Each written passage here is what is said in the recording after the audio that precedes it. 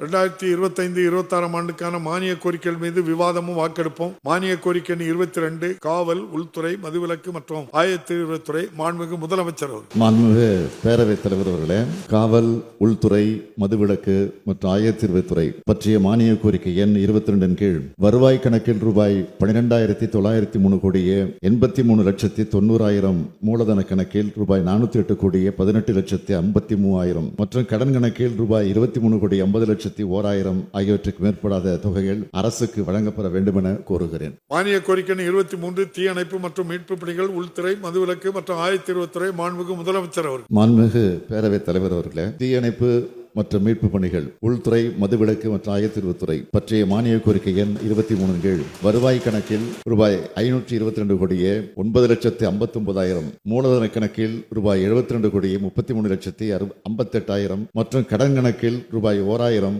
ஆகியவற்றுக்கு மேற்படாத தொகைகள் அரசுக்கு வழங்கப்பட வேண்டும் என கோருகிறேன். மானிய கோரிக்கைகளும் 8 தீர்மானங்களும் பேரவை முன் விவாதத்துக்கு வைக்கப்பட்டுள்ளன. மாண்புமிகு முதலமைச்சர் அவர்கள் முன்னுரையாக ஏதாவது கூற விரும்பினால் கூறலாம். மாண்புமிகு பேரவைத் தலைவர் அவர்களே, காவல், உள்துறை, மதுவிலக்கு மற்றும் ஆயத்தீர்வுத்துறை மற்றும் தீயணைப்பு மற்றும் மீட்பு பணிகள், உள்துறை, மதுவிலக்கு மற்றும் ஆயத்தீர்வுத்துறை ஆகியன பற்றிய கொள்கை விளக்கு குறிப்புகள் அச்சடிக்கப்பட்டு மாமன்ற உறுப்பினர்களுக்கு அவர்கள் படிப்பதற்கு வசதியாக ஏற்கனவே கொடுக்கப்பட்டுள்ளன. மின்னஞ்சல் மூலமாகவும் அனுப்பப்பட்டுள்ளன. கொள்கை விளக்கு குறிப்புகள் தமிழிலும் ஆங்கிலத்திலும் மாண்புமிகு உறுப்பினர்களுடைய மேசைகளில் இருக்கக்கூடிய சிறு கணினியிலும் பதிவேற்றம் செய்யப்பட்டுள்ளன. அவற்றில் தமிழிலே கொடுக்கப்பட்டிருக்கின்ற கொள்கை விளக்கு குறிப்புகளை நான் இந்த மாமன்றத்தில் படித்ததாக ஏற்று சட்டமன்ற பதிவேட்டில் பதிவு செய்து கொள்ள வேண்டும் என கேட்டுக்கொள்கிறேன். மாண்புமிகு உறுப்பினர்கள் தங்கள் அரிய கருத்துக்களை தெரிவித்த பின்னர் என்னுடைய பதிலுரையில் அவற்றுக்கு விளக்கம் அளிக்கிறேன் என்பதை தெரிவித்துக் கொள்கிறேன்.